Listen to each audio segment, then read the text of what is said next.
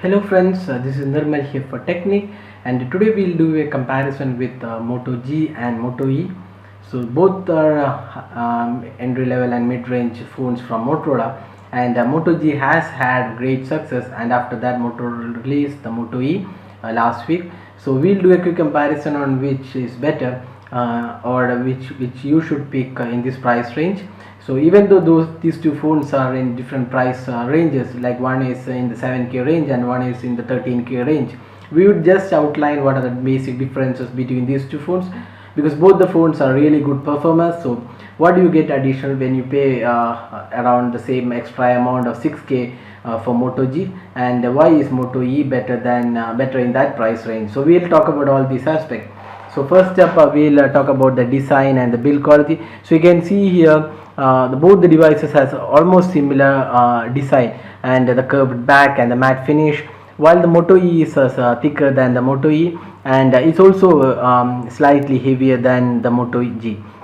Now if you see that the back panel is almost similar, you can see there is no flash included in Moto E, while Moto G has a LED flash and almost a similar design and other aspects. Now you can see here the fit and finish and quality on both the devices is really good, and Motorola has really worked on the quality and build fit and finish of both the devices.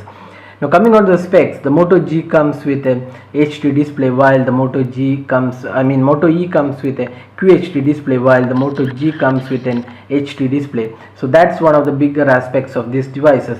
The HD display on the Moto G is really good and obviously better than the Moto E. So if you wanted the display to be really good, then the Moto G makes really good sense. And moreover, the RAM on both devices are really the same, the 1 GB RAM. The Moto G comes with a quad-core processor, while the Moto E comes with a dual-core Snapdragon processor. So in that aspect, the Moto G performance will be better than the Moto E, since it has a quad-core processor. Both the devices run Android 4.4.2 KitKat. So in that aspect, both the devices are same. So and you can see here both the devices have a 5 megapixel camera, while the Moto G comes with a flash as well as autofocus, while the Moto E does not have a flash and there is no autofocus. So in the camera aspects, Moto G wins hands down, because the camera on Moto E is not really good. We have already done a camera review and found that the camera samples are really bad without the autofocus option in the camera. So in the camera segment, the Moto G is a clear winner here.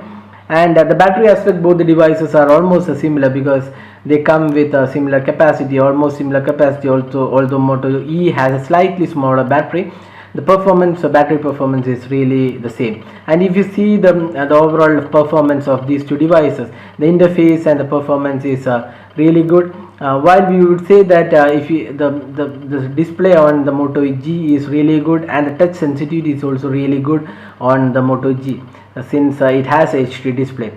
Now the performance wise, both devices are almost similar, although the benchmark says that obviously the Moto G is the winner here. So what exactly you get if you pay additional 6K on the Moto G? So here you have only 4 GB storage, while on Moto G you have 8 GB storage. But the issue is that you cannot expand the storage on the Moto G.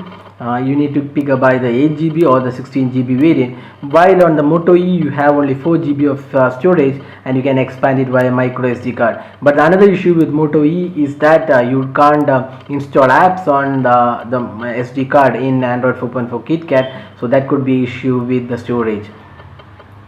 Now apart from that, you also get a flash and HD display on the Moto G for the additional amount you spend. So this is the quick comparison of these two devices, and we would say if you are looking for really good performance and a solid phone, then the Moto G is the clear winner here. And if you are a budget concise user and you don't want to invest too much on a smartphone, then the Moto E makes really good sense, because it's a really good performer and you won't find any issues even with the dual core processor and the 1 GB of RAM with Android 4.4 KitKat. Only issue is the camera, which it isn't good here because the lack of autofocus. So that's a quick comparison with Moto G and Moto E. So if we would obviously pick the Moto G, because it has really good specs and is real good performer. So you get some great features for the additional 6K you spend on the Moto G. So that's a comparison. If you have any specific queries, drop a comment and we'll be glad to help you out with your queries. If you like this video, do hit the like button, subscribe to our YouTube channel for more updates, and thanks for watching this video.